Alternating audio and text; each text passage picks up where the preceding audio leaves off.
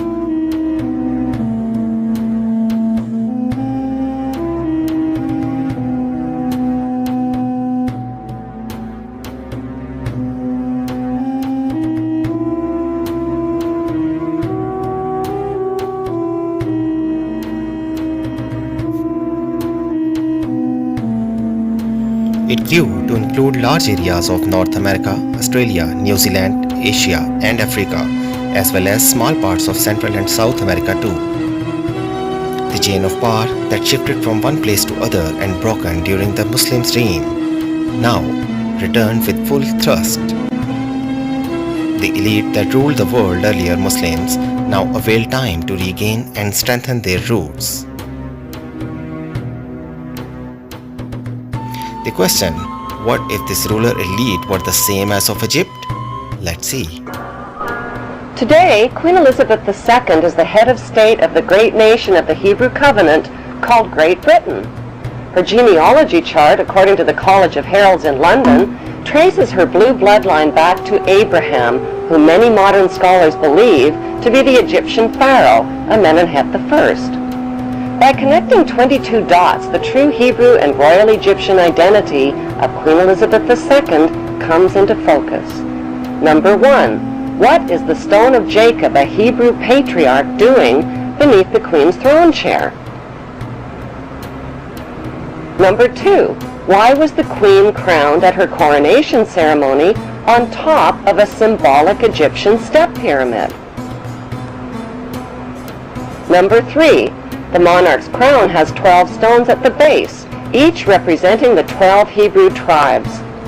The 12 stones of the 12 tribes were also worn on the breastplate of Hebrew high priests in Canaan.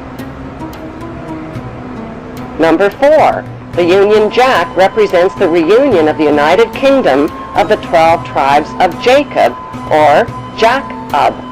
The Union Jack is red, white, and blue, the same colors as the 3 crowns of Egypt.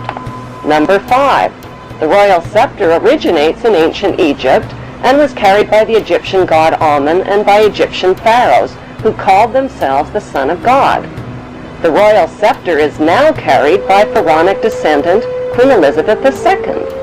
Her scepter contains the world's largest cut diamond, called the Star of Africa.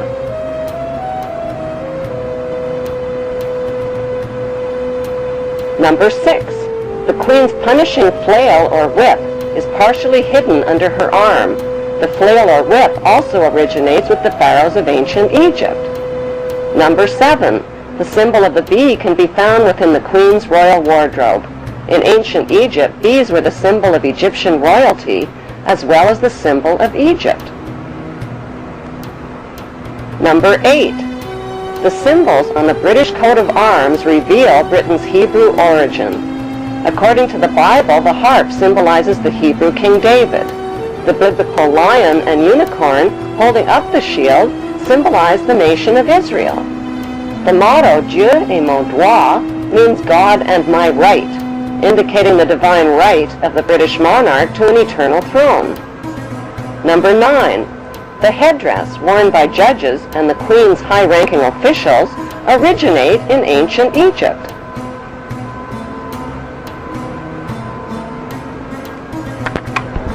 Number 10. Kilts, like the one worn by Prince Charles, originate with the Egyptian pharaohs who wore white kilts. Number 11. The hymn, Zadok the Priest, written by Handel, was performed at the Queen's coronation in 1952. Zadok the Priest was the biblical priest who anointed the Hebrew King Solomon while the people cried, "God save King Solomon! Long live King Solomon! May the king live forever!" God save Queen Elizabeth!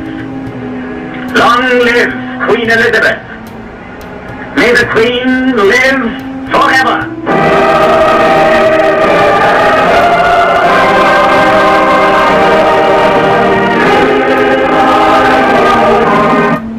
Number 12. During the coronation ceremony, the Queen turns to face the 4 corners of the globe. The orb carried by the Queen represents the globe over which the monarch rules. Number 13. The monarch's coronation gifts of a rod, bracelets, and a ring are a reenactment of the Bible story of the Hebrews, Judah, and Tamar. Number 14. Royal jubilees originate in ancient Egypt. Egyptian pharaohs celebrated their jubilees after 30 years of rule. In pharaonic tradition, the Queen has celebrated both silver and golden jubilees.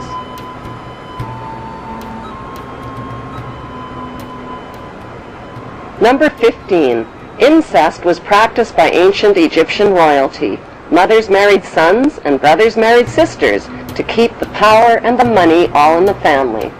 Like their pharaonic ancestors, the British monarchy have a long history of incestuous inbreeding.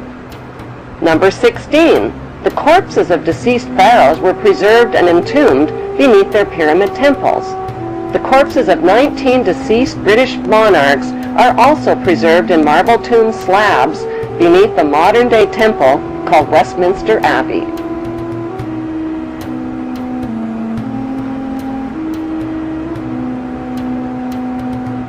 Number 17. The ancient pharaohs advertised their power with their image on coins and stone monuments.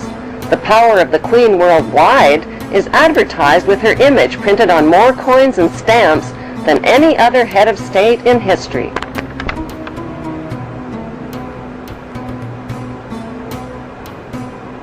Number 18.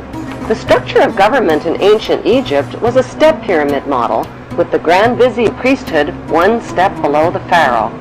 Today's monarchy reigns using a much more sophisticated pyramid model of authority.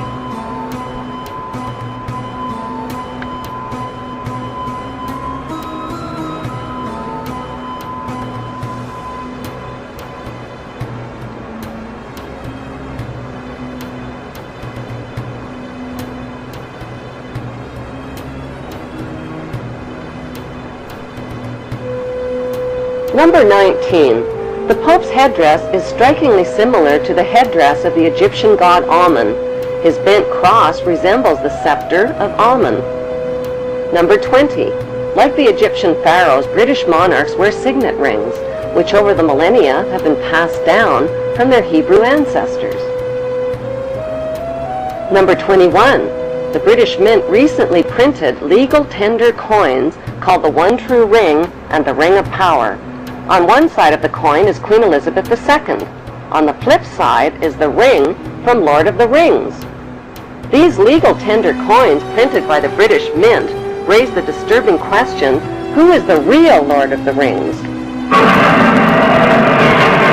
One ring to rule them all. The inscription on the ring reads, "One ring to rule them all, one ring to find them, one ring to bring them all, and in the darkness of their ignorance bind them."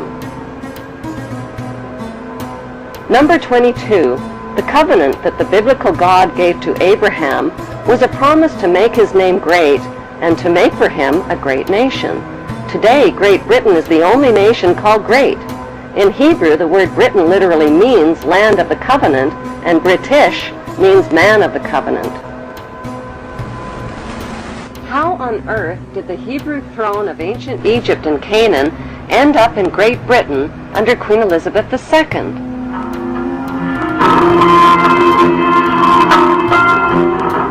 Historically, a series of powerful invaders, the Philistines, Assyrians, Babylonians, and Persians, conquered the land of Canaan, which the Hebrews called Israel. The Hebrew tribes of Manasseh and Dan joined forces and became the Macedonians, or Macedonians. They fled to Greece with their gold and their riches. They wore white kilts like the Egyptian pharaohs, played goatskin bagpipes, adopted the Greek culture, and settled along the river Danube, which they named after the tribe of Dan. By 322 BC, their leader, Alexander the Great, reconquered Egypt and appointed his general Ptolemy I as the new Hebrew pharaoh of Egypt.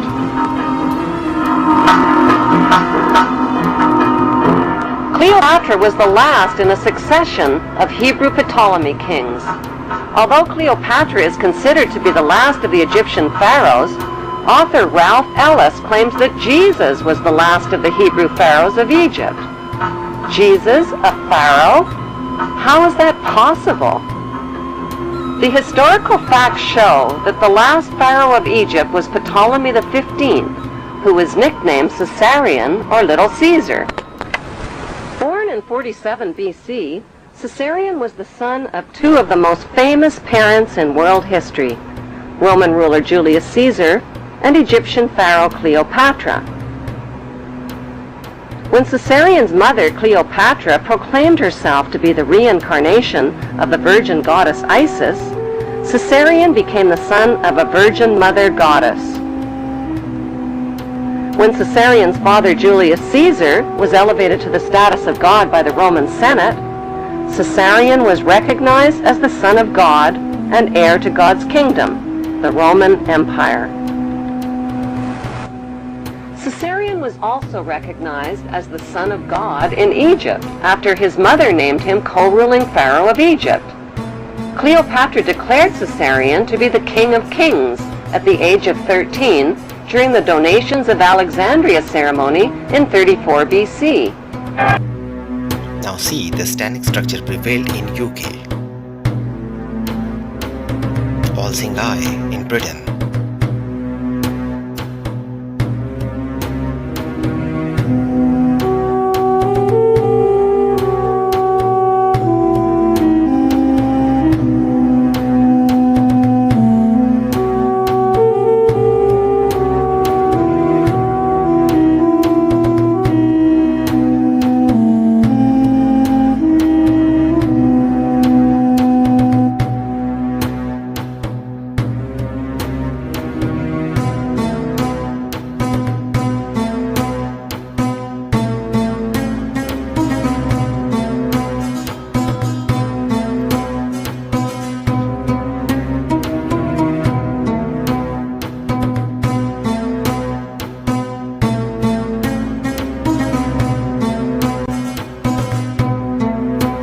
obelisk in Britain.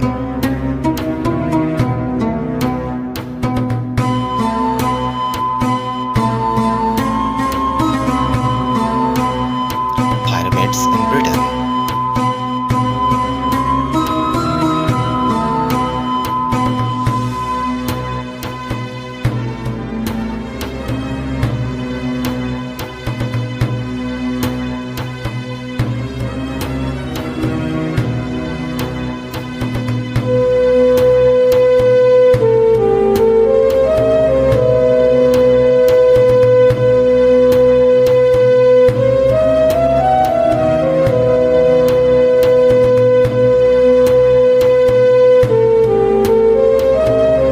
Obelisk. Not only Egypt, they also preserved their belonging of all-time superpower in British Museum, Assyrian artifacts in Britain Museum.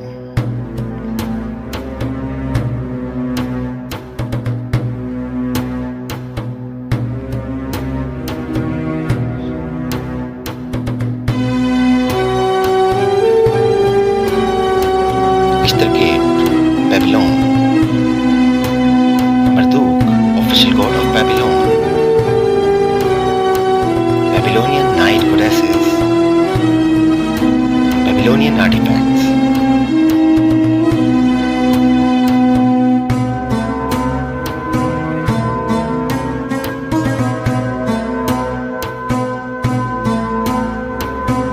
Persian artifacts.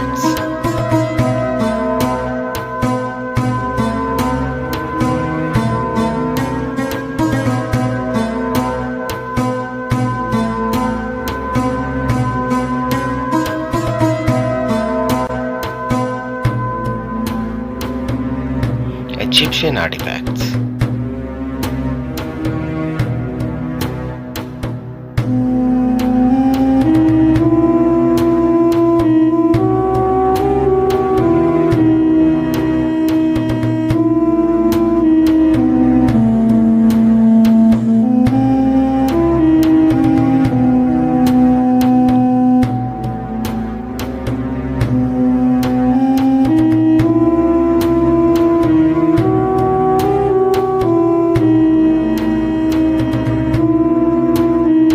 Roman artifacts.